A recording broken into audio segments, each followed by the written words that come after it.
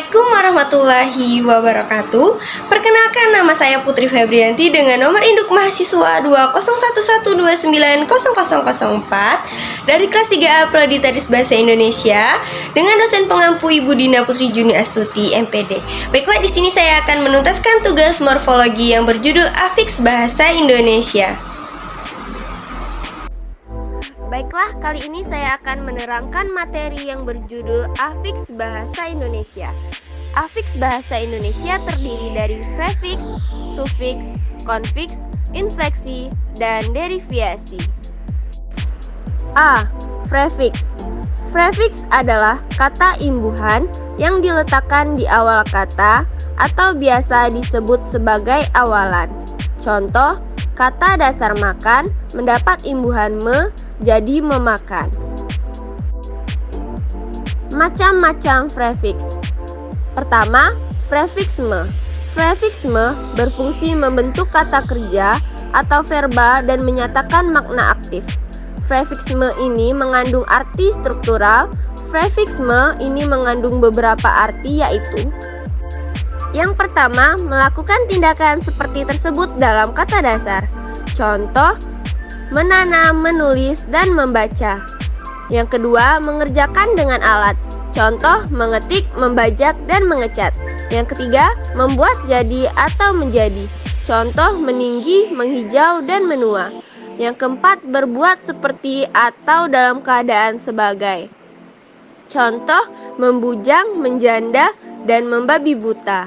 Yang terakhir, mencari atau mengumpulkan. Contoh, mendamar dan merotan. Kedua, prefiks di. Prefiks di berfungsi membentuk kata kerja dan menyatakan makna pasif. Contoh, diantar, dimakan, dan digoreng. Ada perbedaan penggunaan di sebagai imbuhan dengan kata depan. Perbedaan kata di dengan imbuhan di berdasarkan fungsi dan tata cara penulisan adalah sebagai berikut. A. Kata depan di.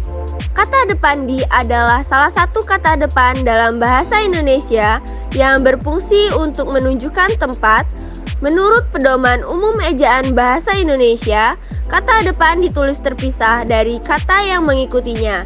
Contoh, di sebagai kata depan yaitu, buku itu ditaruh di atas meja. Contoh selanjutnya, Putri berdiri di sebelah ibu. Dan contoh yang terakhir, Putri membeli sayur mayur di pasar tradisional. B. Imbuhan di. Imbuhan di dapat bergabung dengan kata kerja dan kata benda. Imbuhan di berfungsi membentuk kalimat pasif transitif. Penulisan untuk di sebagai imbuhan harus digabung. Contoh imbuhan di yaitu: yang pertama, boneka beruang itu dipegang oleh Putri. Yang kedua, penari itu dikenal hingga sejagat raya. Yang ketiga, prefiks ber.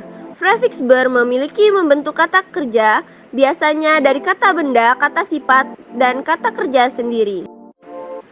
Prefiks ber ini mengandung arti: 1. Mempunyai. Contoh, bernama, beristri, beruang, dan berjanggut. Yang kedua, memakai. Contoh, berbaju putih, berdasi, dan berbusana. Yang ketiga, melakukan tindakan untuk diri sendiri atau refleksif. Contoh, berhias, bercukur, dan bersolek. Yang keempat, berasa dalam keadaan. Contoh, bersenang-senang, bermalas-malas, berpesta ria. Yang terakhir, saling atau timbal balik, resiprok. Contoh, bergelut, bertinju, dan bersalaman. Keempat, prefiks pe. Prefiks pe memiliki fungsi membentuk kata benda, kata kerja, kata sifat, dan kata benda sendiri. Prefiks pe ini mendukung makna gramatikal. Yang pertama, pelaku tindakan seperti tersebut dalam kata dasar. Contoh, penerjemah, pemirsa, dan penambang. Yang kedua, alat untuk me. Contoh, perekat, pengukur, dan penggaris. Yang ketiga, orang yang gemar. Contoh, penjudi, pemabuk, dan pencuri. Yang keempat, orang yang di. Contoh, petatar, dan pesuruh. Yang terakhir, alat untuk. Contoh, perasa, pelihat, dan penggali. Kelima, prefiks per. Prefiks per memiliki fungsi membentuk kata kerja imperatif. Prefiks per mengandung arti: pertama, membuat jadi. Kausatif. Contoh, perbudak, perhamba, dan pertuan. Yang kedua, membuat lebih. Contoh, pertajam, perkecil, dan perbesar. Yang ketiga, membagi jadi. Contoh, perempat dan perlima. Keenam, prefix ter. Prefix ter berfungsi membentuk kata kerja pasif atau kata sifat. Arti yang dimiliki antara lain ialah: yang pertama, dalam keadaan di. Contoh, terkunci, terikat, tertutup, tertumpuk, dan terpendam. Yang kedua, dikenai tindakan secara tak sengaja. Contoh, tertinju, terbawa, dan terpukul. Yang ketiga, dapat di. Contoh, terangkat, termakan, dan tertampung. Yang terakhir, paling superlatif. Contoh, terbaik, terjauh, dan terkuat. Terakhir, prefix ke. Prefix ke berfungsi membentuk kata bilangan tingkat dan kata bilangan kumpulan, kata benda dan kata kerja. Sebagai membentuk kata benda, prefix ke bermakna gramatikal yang di, i, atau di, kan, seperti pada kata kekasih dan ketua. B. Sufiks. Sufiks atau akhiran kata imbuhan yang diletakkan di belakang kata dasar atau sebagai akhiran kata. Contoh, an, at, si, ika, ur, ris, us, isme, is, isasi, in, ir, isida, ita, or, dan tas. Contoh tersebut diletakkan pada akhiran kata. Contoh kalimat sufiks. Yang pertama, buku bacaan ini adalah kesukaan Putri. Yang kedua, Putri tidak menyukai asinan yang dibuat di toko itu. C. Konfiks. Konfiks adalah imbuhan tunggal yang terjadi dari perpaduan awalan dan akhiran yang membentuk satu kesatuan. Dalam bahasa Indonesia, terdapat 5 macam konfiks antara lain yaitu kean, pean, peran, senya, dan beran. Contoh kalimat konfiks. Yang pertama, pengaturan tata letak buku di perpustakaan ini telah ditetapkan. Yang kedua, pertunjukan drama itu sangat menarik. Yang ketiga, kemiskinan menjadi permasalahan nasional yang sangat sulit dientaskan. D. Infleksi.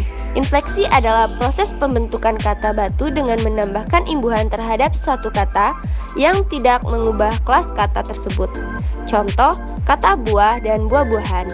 Buah adalah kata benda tunggal, sedangkan buah-buahan adalah kata benda jamak. Yang terakhir, E. Deriviasi. Deriviasi atau derivasional adalah proses imbuhan terhadap suatu suku kata yang berakibat mengubah kelas kata tersebut. Contoh, kata sing menjadi singer. Di dalam bahasa Indonesia kita bisa menjumpai misalnya kata pukul menjadi pemukul dan pemukulan. Sekian, terima kasih video dari saya. Wassalamualaikum warahmatullahi wabarakatuh. Sampai jumpa di lain hari teman-teman.